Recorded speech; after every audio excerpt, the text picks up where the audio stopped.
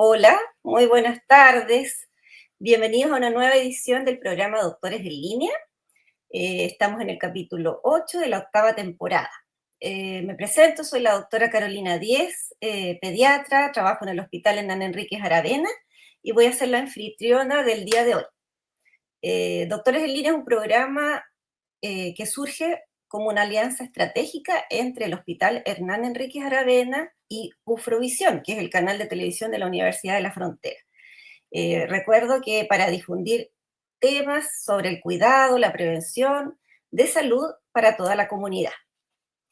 Les cuento que se transmite en vivo a través de la señal abierta y para Temuco y Padre Las Casas.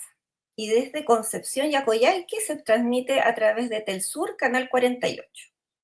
La pueden encontrar también este programa o en todas las plataformas digitales de Ufromedios. Hoy día les voy a presentar a nuestro invitado, es el doctor Gabriel Gatica. Él es psiquiatra infantil y de la adolescencia. Él es docente de la Universidad, de la Pontificia Universidad Católica, y también trabaja en una fundación que se llama Tremun, que está en Villarrica. Doctor, hoy día nos va a hablar de autismo y sobre todo la importancia de la detección precoz. Lo saludo, muy bienvenido al programa. Muchas gracias, Carolina.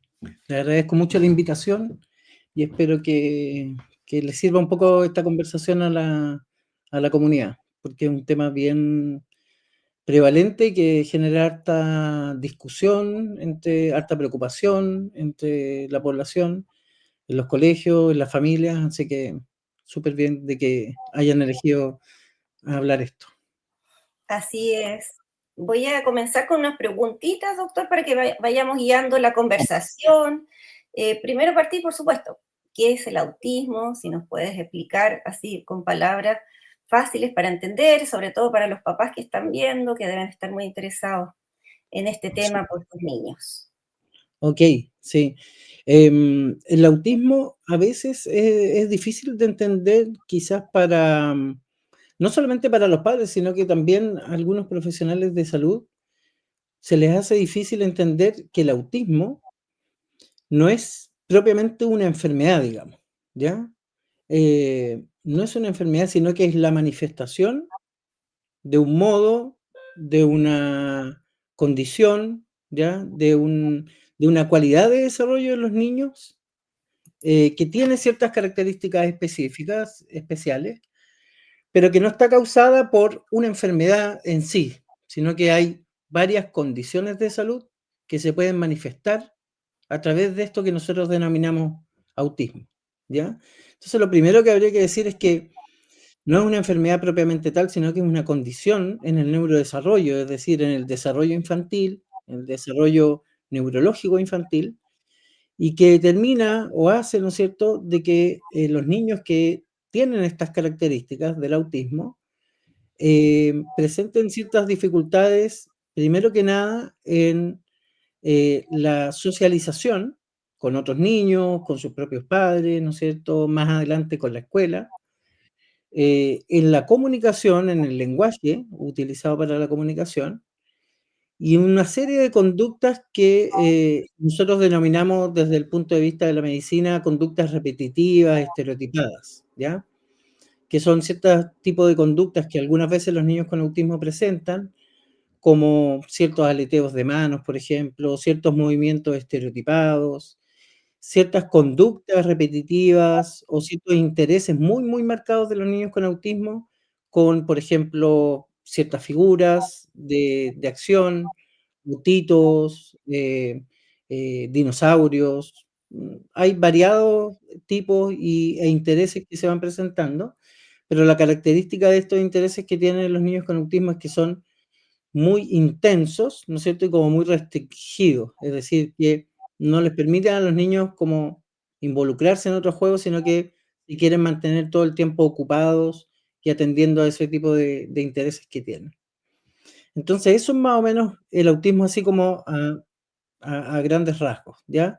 No una enfermedad, sino que una condición, ¿ya? Del neurodesarrollo, y eso quiere decir, lo más importante, que es lo que tú planteabas al principio, Carolina, que se manifiesta muy tempranamente en el neurodesarrollo, es decir, un niño que más tardíamente se diagnostica con autismo, habitualmente durante el primer año ya tiene ciertos elementos como de esta condición, ¿ya? Claro. Y, por ejemplo, ¿cuáles son esos signos tempranos de manifestaciones tempranas que pueden detectar o sospechar ahí los papás algo? Mm, sí. Em, Son varias y uno podría tratar como de agruparlas si uno pudiese, ¿ya? Habría que intentar agruparlas para que los padres puedan fijarse en ciertos elementos, ¿ya? Hay una serie de síntomas muy tempranos, y cuando yo hablo de temprano, digo que se presentan en los niños antes de los 3 años de edad, ¿ya? Así de temprano. E Ya, inclusive, como yo te decía recién, hay algunos de estos síntomas y signos que ya los podemos mencionar, que se presentan a los 6 meses, 8 meses, antes de los 12 meses de edad, o sea, antes del año. ¿M? Pero quizás los más tempranos, ¿ya? Y los más importantes para ese diagnóstico son todos los síntomas que tienen que ver con la interacción de los niños durante el primer año de vida, ¿ya? Y una cosa súper, súper importante es que algunas veces los niños, cuando son pequeñitos, ¿no es cierto?, eh, no tienen esta conducta que es tan típica en los bebés, de mirar a los ojos a su madre, ¿ya? De seguir con la visión, ¿no es cierto?, con la mirada a la mamá cuando hace jugueteo frente a él, cuando mueve las manos, ¿no es cierto? No sigue a las personas, no sigue las figuras que están alrededor en su entorno, o a veces como que evitara como mirar a los ojos, ¿ya? Esa falta de contacto ocular se ha visto que es uno de los signos más tempranos, antes de los 6 meses aparece de hecho, ¿ya? Y es de los signos como más específicos para diagnosticar autismo. Quiere decir que cuando eso está presente, la mayor parte de las veces ese niño puede que tenga, ¿no es cierto?, esta condición más adelante. ¿M? Y otra cosa súper importante que también pasa en los niños chiquititos, ¿ya? Es que durante el primer semestre de vida, o antes de los 6 meses, ¿no es cierto?, los niños empiezan a responder a su propio nombre. O sea, se empiezan como a dar cuenta, ¿no es cierto?, que cuando yo digo Pedrito, lo estoy llamando, ¿no? Y digo el nombre del niño y el niño habitualmente o se gira, ¿no es cierto?, para buscar de dónde lo están llamando, ¿no? O mira también, esto del contacto ocular que hablábamos recién. Y lo que le pasa muchas veces a los niños con autismo es que no responden a su nombre durante el primer año. ¿M?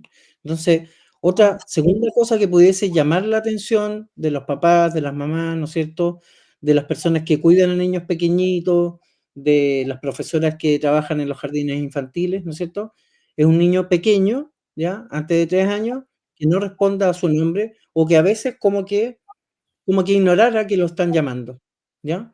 Y no es que el niño sea sordo, que el niño no escuche bien, porque si tú le pones una música, si hace un ruido que a él le llama la atención, el niño sí se va a dar vuelta, pero ante el llamado a su nombre no ocurre esto. Y otra tercera cosa que es importante en esto de la interacción es que nosotros, además de mirar a los ojos, ¿no es cierto?, de girarnos cuando nos llaman, nosotros muy tempranamente, durante el primer año también, somos capaces de que si nuestra mamá, ¿no es cierto?, nos juguetea frente a los ojos, nos canta una canción, nos hace ruidos que son chistosos, se ríe frente a nosotros, los niños responden riéndose también, ¿m? Mm, Se denomina sonrisa social. Y los niños pequeñitos que, van a ser diagnosticados después con autismo, usualmente tampoco tienen esta sonrisa social al principio, ¿ya? Entonces, esos serían 3 como elementos súper, súper importantes de la interacción muy temprana de los niños, que ujú, son ¿Mm? ya, Y otras cosas que son complementarias, pero que son importantes, son, por ejemplo, niños que no usan gestos, ¿ya? Durante el primer y segundo año, por ejemplo, los niños nunca piden algo apuntando, ¿ya? Nunca, se interesan por mostrarle algo a los padres, algo que les llama la atención, ¿m? Eh y en lugar de mostrarles así, quiero este juguete, ¿no es cierto? Cuando todavía no hablan, al año, por ejemplo, al año y medio, y algunos niños que todavía no hablan y no necesariamente es autismo, pero se dan a entender, ¿no es cierto?, con gestos. Y a veces los niños con autismo pueden no utilizar esos gestos y en lugar de ellos pedir algo señalándolo, ¿no es cierto?, le piden a los padres tomándole la mano, tomándole el cuerpo de los papás y llevándolos como al lugar donde quieren algo, ¿ya?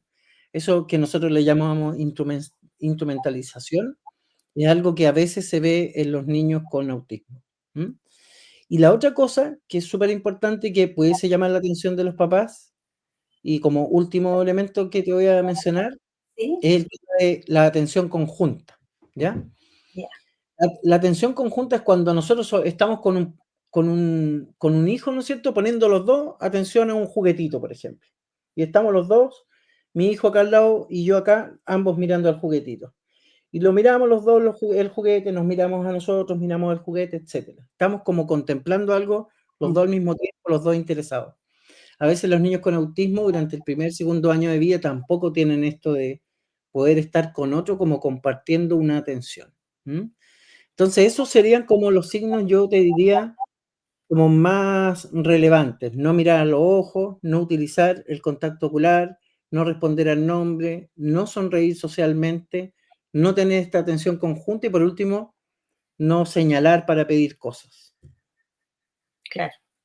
Mira, súper interesante eso, porque son cosas eso, muy tempranas, muy precoces y que pueden ayudar a pesquisarlos mucho más precoz Es y poner alerta a los papás. claro, es Ahora, súper importante. De claro, hecho, Carolina, te quería decir, yo, por ejemplo, hay papás que consultan precozmente porque piensan que su hijo tiene algo en la visión, porque no mira, ¿ya? O porque piensan que su hijo, ¿no es cierto?, es sordo porque no responde al nombre, ¿ya? Y efectivamente, a veces esto no es un problema sensorial, sino que es un problema de autismo, y estas preocupaciones de los papás pueden ayudar a que nosotros podamos como identificarlos tempranamente. Entonces, como el llamado ahí a los papás que cuando tengan dudas con eso en el desarrollo de su hijo, es mejor consultar. ¿M? consulten, no tengan miedo, claro. Y ahora en cuanto al diagnóstico propiamente tal, ¿cuándo? Porque estas cosas pueden ser Mm, sospechosas, pero tal vez no necesariamente diagnósticas. exacto, Eh, sí, ¿Cómo se hace el diagnóstico sí, finalmente de autismo? sí. Eso yo creo que es súper relevante porque, mira, hay algo que nos tiene súper preocupados y y yo creo que tenemos que intentar que se modifique un poco, ¿ya? Que hay un sobrediagnóstico, creo yo, a mi entender, ¿ya? Muy importante con el autismo, ¿ya? Es cierto que hay muchos niños que a veces manifiestan o tienen síntomas que son parecidos al autismo tempranamente, ¿ya? Pero esto no significa que esos niños califiquen, entre comillas, ¿no es cierto?, para la condición de un espectro autista, ¿vale? Entonces, lo primero que yo tendría que decirte y que es como una información importante para los papás que puedan escuchar ahora esto o más adelante, ¿no? Es que busquen un lugar donde llevar a sus hijos, primero, donde médicos, ¿no es cierto?, se hagan cargo del seguimiento del desarrollo de su hijo y de un poco de guiar la evaluación de sus niños, ¿ya? Idealmente un lugar donde tanto el equipo médico con otros profesionales, fonoaudiólogos, terapeutas, psicólogos, ¿no es cierto? Pero todos en conjunto puedan hacer el diagnóstico, ¿ya? O sea, esta es una condición, imagínate tú, difícil de diagnosticar, ¿ya? Y que tiene un tremendo impacto en los papás también cuando tú das un diagnóstico de autismo. O sea, Claro, es como decimos, tu hijo tiene autismo, ¿no es cierto? Y a los papás no les pasa nada. Esto significa mucho tiempo, una especie como de duelo en los papás, que les cuesta asumir, ¿no es cierto?, esta situación. Em, Más encima tienen que estar lidiando con que les cuesta encontrar un jardín infantil, ¿no es cierto?, donde llevar a los hijos, que los intervenga. Por lo tanto, es súper importante y aquí los profesionales de la salud tienen que ser súper responsables, ¿no es cierto?, en hacer buenos diagnósticos y diagnósticos que sean hechos entre varios profesionales. Eso es lo más importante, ¿ya? sí, eso creo Y yo tú también. Tienes, Sí, ¿no es cierto? por Sí, yo supuesto. creo que tiene que ser muy conversado y muy con mucha, elaboración este diagnóstico. Y básicamente se hacen 3 cosas, mira. Uno tiene una entrevista inicial con los papás, donde hace como una historia del desarrollo, es decir, le pregunta a los papás cuáles son sus preocupaciones, qué cosas están viendo ellos anormal o con preocupación en sus niños, ¿ya? Desde que nacieron hasta el momento en que están consultando.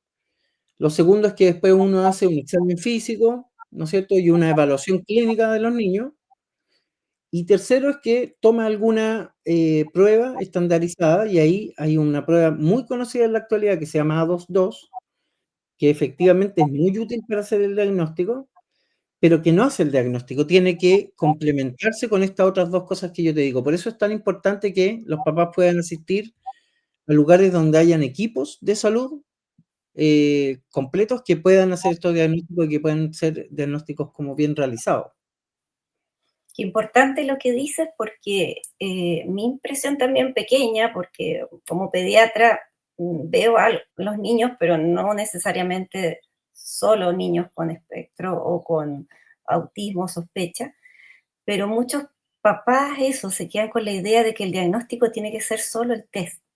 Mm, ujú, Entonces, reafirmar eso es súper importante para los que nos escuchan y que se difundan después, que no es solo el test, que no hay que esperar el test, mm, que el test no va a ser 100%, y eso, claro, hay que irlo recalcando más todavía en nuestra labor de médico, desde los médicos generales, los médicos que estamos viendo niños, mm, en cualquier circunstancia, para que así los papás no se cierren y tengan una mirada como más integral de esta condición. mm. A mí me parece como una última cosa al respecto. También hay que pensar en que nuestro sistema de salud tiene una gran fortaleza, que es que tiene un control de niños sanos. Ustedes como pediatra, ¿no es cierto, Carolina? Lo saben muy bien de que existe un control de niños sanos en toda la atención primaria, enfermeras que tienen una buena experiencia en evaluar niños y todo. Entonces, cuando tengan dudas de este estilo, yo creo que las personas que por lo menos estén en el sistema público, el primer lugar donde hay que ir a consultar es con esas enfermeras, con esos médicos que están en atención primaria, que ahí hay gente a veces con mucha capacitación y con experiencia. Así que, Mm, ante las dudas del desarrollo de los niños hay que inmediatamente, si se tiene eso a la mano, acudir. eso. Y ahora, por ejemplo, ¿qué intervenciones hay, qué está disponible para apoyar, para tratar, no tratar, sino que en el fondo guiar a esos niños y mejorar Mm, sus potencialidades? mm, Eh, ¿Qué nos puedes contar de eso? sí, sí. Mira, en el tema de las intervenciones no existe como una receta así, digamos, única para todos los niños con autismo, ¿ya? Porque como acabábamos de decir, ¿no es cierto? El autismo es una condición donde se puede afectar la comunicación, donde puede afectarse el lenguaje, donde pueden afectarse ciertas conductas repetitivas, restringidas en los niños, donde además los niños tienen una serie de otros problemas asociados, los niños con autismo, como son los problemas de índole sensorial, ¿ya? Es decir, niños que, por ejemplo, ciertos olores, ellos son más sensibles a ciertos olores, por ejemplo, o son hipersensibles a ruidos, ¿no es cierto? A ciertos alimentos, el sabor de ciertos alimentos, la textura de ciertos alimentos. A veces solamente el aspecto, el color de ciertos alimentos les genera, ¿no es cierto?, mucho rechazo. Entonces, uno tiene que decidir el tipo de terapia o de intervención en base a cuáles son las mayores dificultades que tiene el niño con autismo. Eso es lo primero. O sea, que no haya una sola intervención, ¿ya? Eso sería como lo primero. Y existen algunas terapias, pero que lamentablemente no están muy a la mano, ¿ya?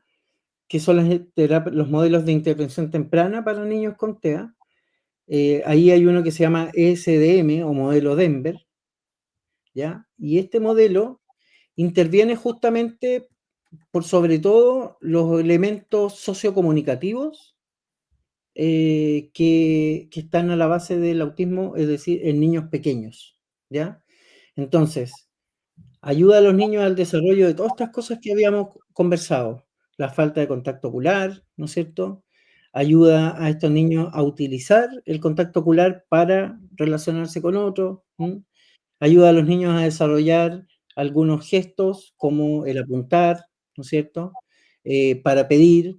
Y de ese modo va creciendo un poco las habilidades de los niños con autismo de manera temprana hasta no llegar a un desarrollo que sea paralelo a los niños que no tienen autismo, ¿no es cierto? Pero con competencias o habilidades que se parecen y que les permitan la interacción. Entonces, se trabajan habilidades de imitación, se trabajan habilidades de comunicación no verbal, de esto de mover las manos, de gesticular, de usar el contacto ocular, etcétera, de comunicación verbal también, de desarrollo social, de desarrollo con otros, de juego, una serie como de habilidades se trabaja, ¿ya? Es una terapia que, como decía, no está muy disponible. En el sistema público, por ejemplo, no está muy disponible, pero cada vez hay más personas que se están formando, que están utilizando como algunos elementos de estas terapias, ¿ya? Y hay otras terapias también que para un grupo de niños con autismo sirven, que son todas estas terapias basadas en la integración sensorial. Es decir, los niños que tienen como muchos problemas sensoriales, estas terapias se encargan como de identificar los problemas sensoriales que tienen los niños, ¿no es cierto? Y de alguna manera ir con ellos, ¿no es cierto? Desensibilizando de alguna manera, como exponiéndolos un poco a las cosas que a ellos les causan esta aversión, este rechazo, por ejemplo, los olores, los sabores de las comidas que traen muchos problemas, ¿no? Ujú. Y se va interviniendo de este modo con los niños y han demostrado efectividad en este grupo particular de niños que tienen, ¿no es cierto?, problemas sensoriales como problema importante. ¿Mm? Mira, eso está súper interesante, esa área. Ahora, para los papás, algo que puedan ellos ir haciendo, por supuesto, paralelo a cualquier otra terapia que puedan ofrecer los profesionales, que pueden ir Mm. cómo pueden ir estimulando ellos en la comunicación, en la casa, la parte social, qué forma es más adecuada también Mm. para los chiquititos con autismo. Mira, es súper importante como que los papás tengan o no tengan un hijo con un diagnóstico de autismo. O sea, en realidad todos los papás con niños pequeños tienen que tener como la primera concepción, ¿no es cierto?, de que el desarrollo del lenguaje de los niños en realidad no es algo como mágico, ¿no es cierto?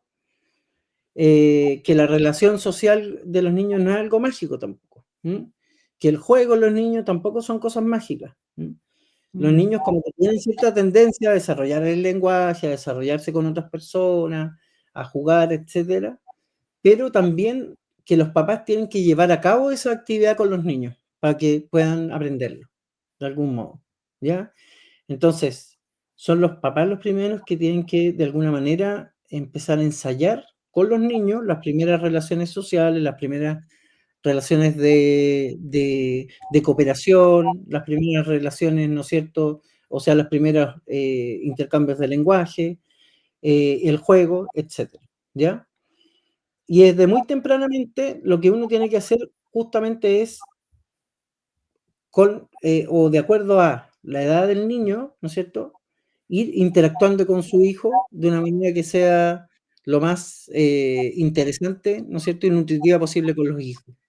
Entonces, si vamos pensando como en las dificultades que tienen los niños con autismo, esto de no mirar a los ojos, es una cosa que hay que hacer, una interacción que hay que tener con los niños desde muy tempranamente.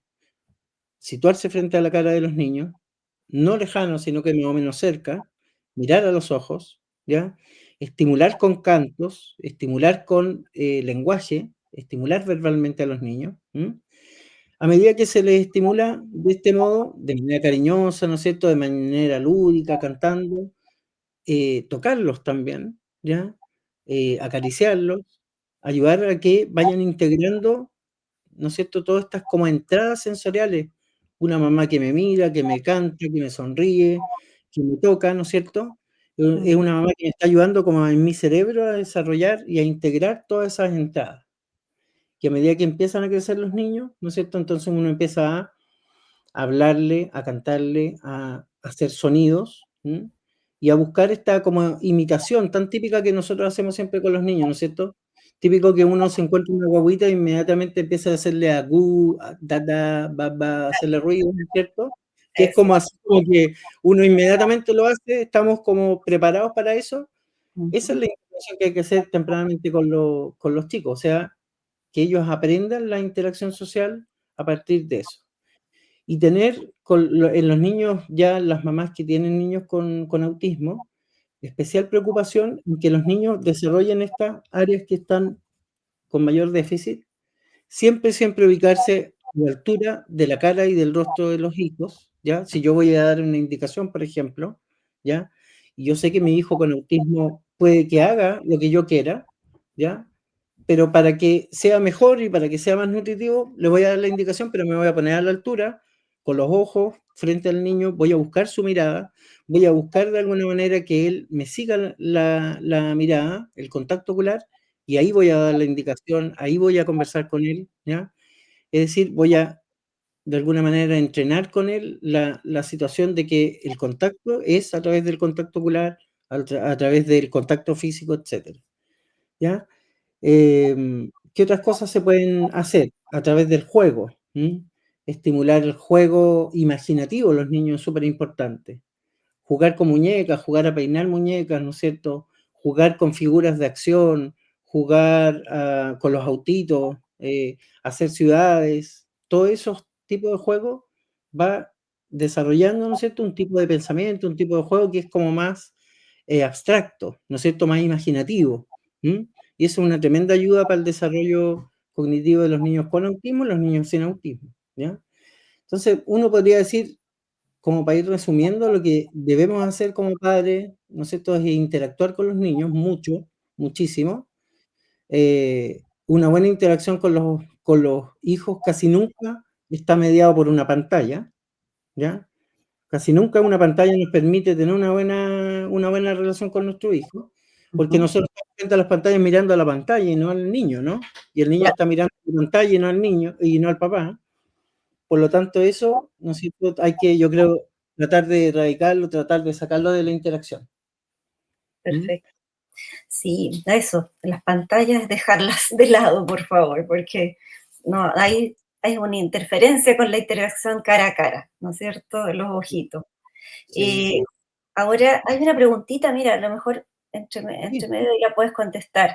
Eh, Gabriela nos pregunta si, por ejemplo, puede haber pasado toda la niñez y sin yo darme cuenta y ahora cuando es adolescente tener más rasgos, me imagino eso, del autismo, tener más rasgos de darse cuenta después de adolescente que Puede tenía pasar, o tiene sí, rasgos de autismo. sí, absolutamente. Yo creo que lo que dice Gabriela le pasa a muchos papás que, como hay que volver primero a lo primero que hablamos, ¿ya? El autismo no es una enfermedad donde todos los niños sean uno idéntico al otro, ¿no es cierto?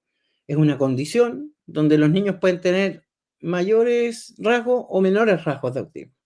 Entonces hay niños que cuando son pequeñitos, todos estos rasgos que hemos hablado están presentes, pero no son tan notorios, ¿ya? Y no le dan tanto problema a la interacción a los niños, ¿vale?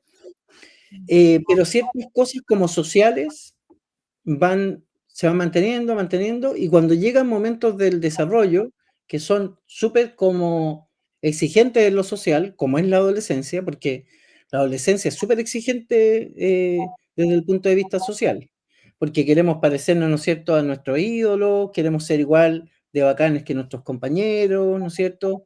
Queremos conseguir una pareja amorosa, queremos demostrar que somos choros, que podemos, no sé, conquistar a otras personas, un montón de cosas que son en el ámbito social, ¿ya? Y Claro, ciertos niños, ¿no es cierto?, que tienen menos interés social o más dificultad en el desarrollo social, claro, llegan a la adolescencia y estos rasgos de inhibición social, de poco interés en lo social, se empiezan a notar más todavía. Y podría pasar eso que plantea Gabriela. Sí. Sí, perfectamente podría ocurrir. eso como para seguir atentos ahí en las distintas etapas también de los niños y Los niños. adolescentes. Mm, Ahora, ¿cómo afecta el autismo los aprendizajes, pensando en la vida escolar, las adaptaciones también educativas que tienen que, ojalá, ir implementando cada vez más los colegios, los mm, jardines infantiles desde pequeñitos y los colegios después? claro. Ahí, ¿cuál dirías tú que es como lo más importante? Sí, sí. Ahí hay una dimensión súper relevante desde el punto de vista como neurocognitivo de los niños con autismo, ¿ya? Una de las características neurocognitivas más relevantes de los niños con autismo son los problemas atencionales y en la función ejecutiva. ¿Qué son estas cosas de la atención y función ejecutiva? Son todas esas como capacidades del cerebro humano, ¿no es cierto?, que nos permiten como hacer esto que nosotros estamos haciendo, que es como una conversación, una cierta relación social, depende de que yo tenga el interés de comunicarme contigo, de que tú tengas el interés de comunicarte conmigo, ¿no es cierto? De que podamos tener lenguaje, que podamos tener elementos de la comunicación, como mover las manos, etcétera. Pero además, depende de que yo tenga la atención suficiente, ¿no es cierto?, para mantener un poco el hilo de la conversación, de la interacción, ¿ya?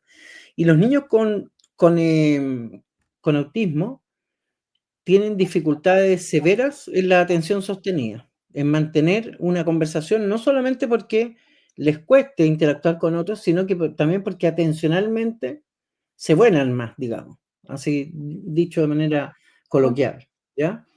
Entonces, esto mismo, de no poner atención, de no poder tener atención sostenida, les pasa en el colegio. Entonces, imagínate tú, 45 minutos, tienes 6 años, tienes que estar poniendo atención a una profesora que está hablando, ¿ya? A los 10 minutos tu concentración a la mayor parte de los niños se les fue a las pailas, ¿ya? Y los niños con autismo que tienen más dificultades atencionales, se les fue más a las pailas, ¿ya? Entonces, una de las mayores como dificultades y a su vez, ¿no es cierto?, desafíos de los colegios es ver cómo hacer para mantener a los niños con esta condición y con otras también, como déficit atencional, por ejemplo, más atentos a lo que se está pasando ahí dentro de la sala. ¿Y cómo pueden hacer eso los colegios? No tener tanta escolaridad o escolarización en el sistema educativo, como estar sentado en el mismo lugar, ¿no es cierto?, 45 minutos, eso es imposible como fisiológicamente para los niños, e ir intercalando distintos tipos de actividades donde el niño pueda empezar una actividad y cerrarla y pasar a otra, y cerrarla y pasar a otra y cerrarla, ¿no es cierto? Y no una gran actividad larga, larga, larga que se les hace tediosa y terminan haciéndola hasta la mitad. Entonces, actividades, se cierra la actividad, se revisa y se pasa a otra actividad. Y se pueden hacer una o dos mini actividades durante la clase y a veces teniendo la posibilidad, ¿no es cierto?, de hacer ciertas como break entre una actividad y la otra, ¿ya? Eso sería desde el punto de vista como de los problemas atencionales para los niños con autismo.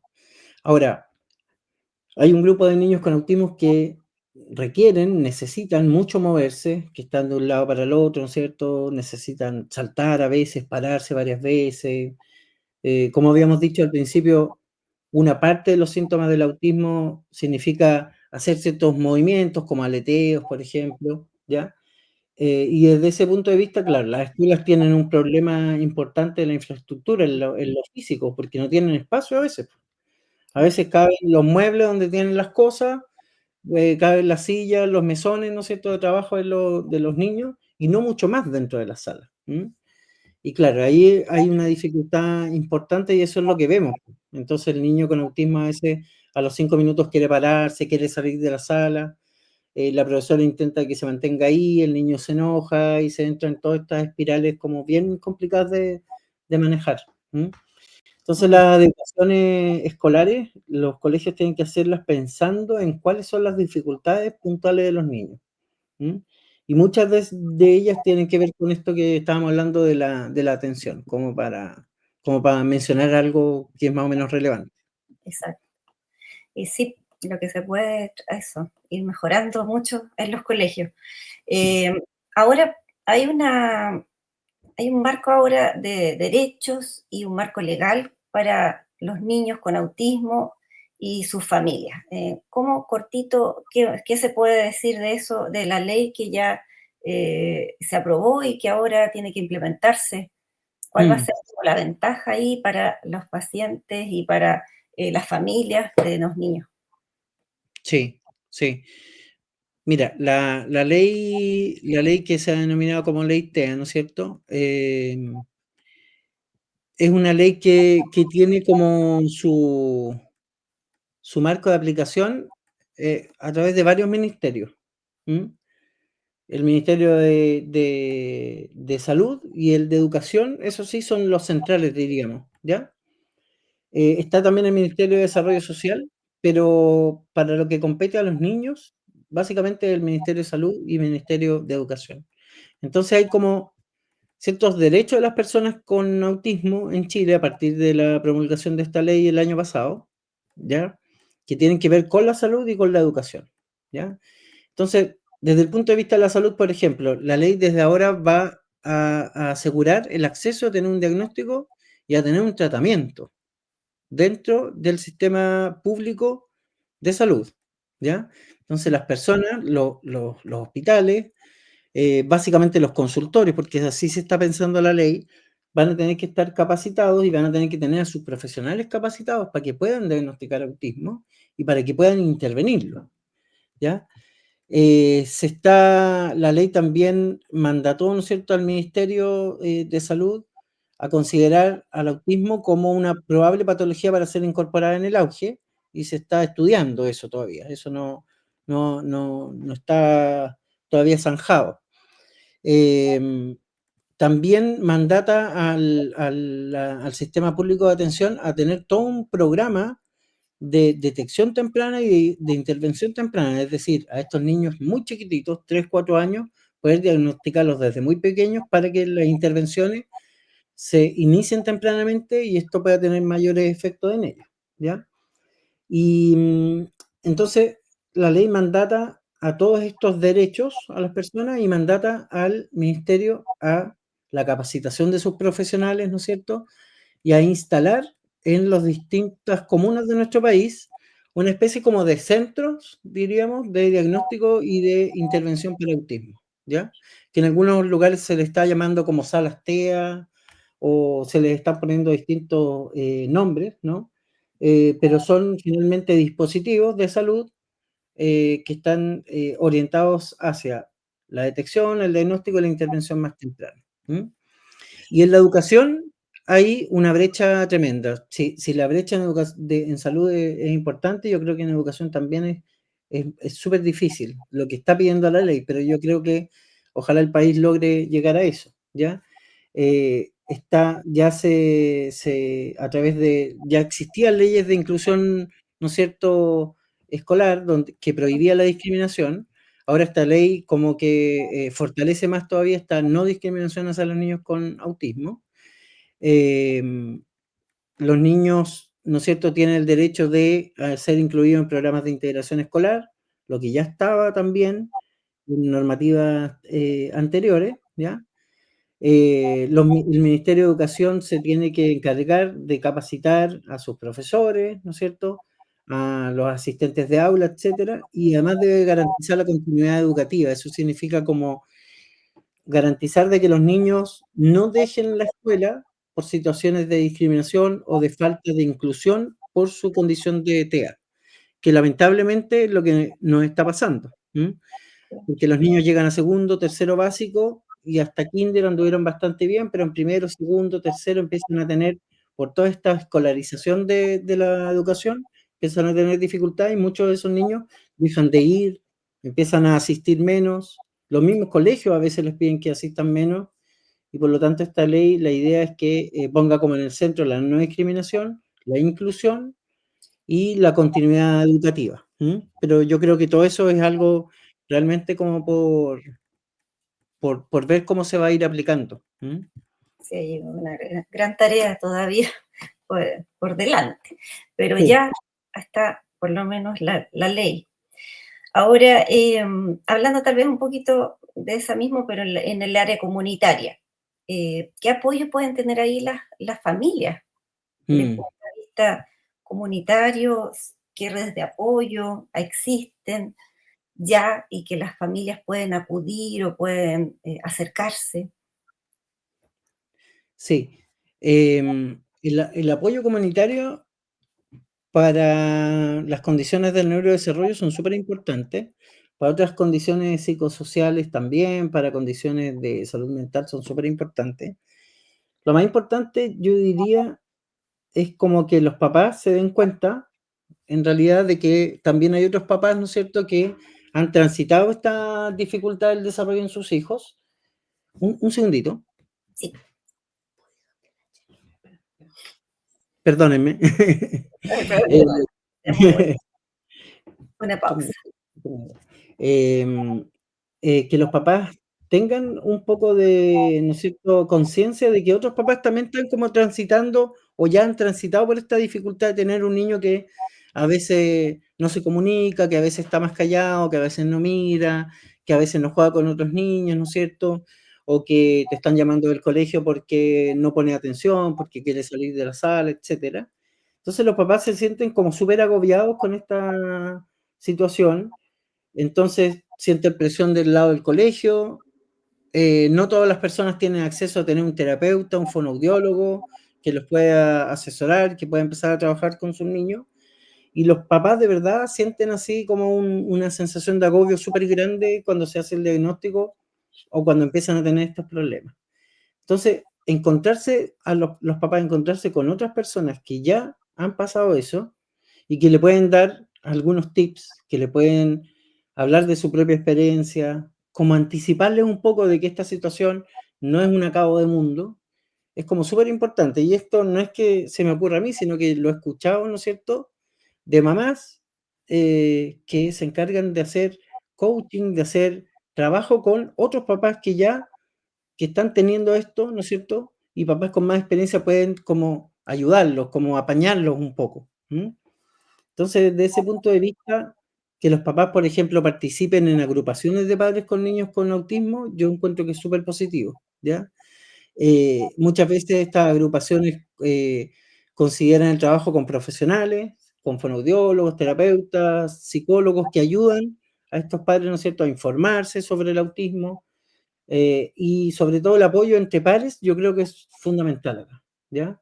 Porque a veces el papá con más experiencia te dice: "Oye, tranquilo, mira, a mí me funcionó esto", o consíguele tal colegio que este colegio trabaja bien con niños con autismo, y así. O sea, esa experiencia yo creo que es muy, muy enriquecedora. Sí, qué bueno. No, eso es súper, eso. Bueno que haya esas instancias para los papás sentirse apoyados. Y otra pregunta, doctor, es en cuanto a los medicamentos para los chiquititos con autismo. ¿Hay medicamentos que los ayudan en Sí. estas situaciones de tratar de incorporarse a las actividades sociales Mm. y diarias, digamos, de la vida diaria? Sí, sí, mira, efectivamente hay algunos remedios que se usan en niños con autismo, pero hay una cosa súper importante, es como que no hay ningún tratamiento que cure el autismo, primero que nada, ¿ya? Y no son tratamientos para el autismo en sí, sino que son fármacos que se usan en otros cuadros y que te pueden ayudar con ciertos síntomas o ciertas dificultades puntuales con los niños. ¿Con qué dificultades puntuales? Por ejemplo, con las dificultades que tienen que ver con la irritabilidad que se les produce a algunos niños con autismo cuando escuchan, ¿no es cierto?, huelen, ven cosas que no les gustan, sobre todo este grupo de niños con autismo que tienen muchos problemas sensoriales, ¿ya? Ujú, Se ponen muy mal cuando algo de esto sensorial los está afectando. Los ruidos, por ejemplo, los lugares con muchas personas, con mucha gente, ¿ya? Los lugares donde hay aglomeración de personas, ruido, olores, ¿no es cierto? Generan en ellos estos episodios de irritabilidad que llamamos como desregulación, ¿ya? Y que a veces terminan en pataletas de verdad que son súper intensas y súper difíciles para los papás, de repente, no sé, salir a una plaza, salir a la calle, ir a un centro comercial, etcétera, se les hace muy difícil. En esos niños a veces se utilizan medicamentos que ayudan a controlar un poco esa irritabilidad, ¿ya? Entre ellos hay uno que se llama risperidone, que se utiliza con cierta frecuencia, hay otro que se llama aripiprazol, que se utiliza con cierta frecuencia, pero en general son fármacos, como digo, que no están como pensados para tratar el autismo, sino que para ayudar a los niños con ciertas dificultades que son secundarias, digamos, a la condición. Perfecto.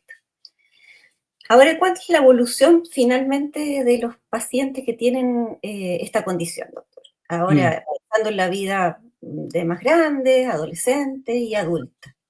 sí, sí. Pucha, es muy dependiente de, como de la intensidad de los síntomas que presentaron cuando más pequeños, ¿no es cierto? Del tipo de síntomas también que presentan desde pequeños, cómo estos síntomas también afecten a su nivel intelectual o a su capacidad de aprendizaje, de seguir cursos, de seguir la escolaridad, etcétera. Yo creo que eso es como súper decidor. No sé, como la intensidad, no quiero hablar de severidad, pero la intensidad de los síntomas es súper relevante acá, ¿ya? Pero mucho más relevante que eso puede ser que un niño tenga o no tenga, ¿no es cierto?, el soporte familiar o de intervenciones también, ¿ya? Porque hay ciertas características que son propias del niño y otras que uno puede ayudar a modificar, que puede ayudar a potenciar también, ¿ya? Y yo diría, fíjate que como todas las personas, que los niños con autismo encuentren el lugar en el mundo donde son felices y desarrollen las cosas que les gusta desarrollar de adultos, como nos pasa a todos, ¿ya? Entonces, hay ciertas características incluso del autismo que pueden ayudar, ¿no es cierto?, a desarrollar o a potenciar habilidades que a veces las personas con autismo las desarrollan de una manera como brillante, ¿ya? Entonces, por ejemplo, ciertas capacidades musicales, cierto oído musical que algunas personas con autismo pueden tener, o esta misma, a veces como obsesividad con que abordan varias situaciones de su vida, a veces los hacen abordar, por ejemplo, la interpretación musical o el estudio de una determinada ciencia, por ejemplo, de un modo así brillante. Entonces son personas a veces muy destacadas en ingeniería, en matemáticas, en música y en todas las áreas. Entonces yo te diría, depende de ciertas características individuales, del apoyo que se le dé, ¿m? Y al final el desarrollo en realidad de las personas con autismo va a depender un poco de que la sociedad también no estigmatice, ¿no es cierto? No cierre, no ponga barreras al desarrollo de las personas que tienen esta condición. Yo creo que más bien depende de eso y no lo pondría solamente en las personas. Es muy, muy interesante el tema, pues, doctor. Yo creo que ya estamos como en el tiempo. No sé si hay alguna otra pregunta de la audiencia. Parece que no. Aquí, aquí Carola Carriño nos pregunta de los papás o cuidadores que deben comprender amorosamente que es un funcionamiento distinto. ¿Qué le sugiere?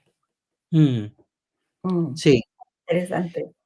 Sí. Claro, yo creo que esto de entender que es un funcionamiento distinto, yo creo que es fundamental, es absolutamente central eso. O sea, uno puede tener un hijo bueno para el fútbol, ¿no es cierto? Uno puede tener un hijo temeroso, uno puede tener un hijo súper arriesgado, uno puede tener un hijo tímido, uno puede tener un hijo con mucho desplante, un hijo que le guste el baile, un hijo que le guste la música. O sea, los niños con autismo efectivamente tienen funcionamientos distintos a otros niños, ¿ya? Pero si uno empieza como a normalizar esto, no son tan distintos del desarrollo del resto de los niños. Em, Esa es una primera cosa, como que hay que tener abierta la mente en eso, ¿ya? Y los niños efectivamente, y los padres, perdón, efectivamente, no cerrarse o no buscar como afuera, ¿no es cierto?, en el modo de ser de los otros niños como el ideal que yo quiero para mi hijo, ¿m? Mm, sí, sí. Efectivamente, uno tiene que como que, aceptar con cariño y con amor al hijo que tiene y las características que trae, y algunas que se van a ir modificando y otras que probablemente no se modifiquen. Y esa es como una tarea de los papás, pues entonces lo que dice la persona ahí que de aceptar con amor, yo lo encuentro súper cierto.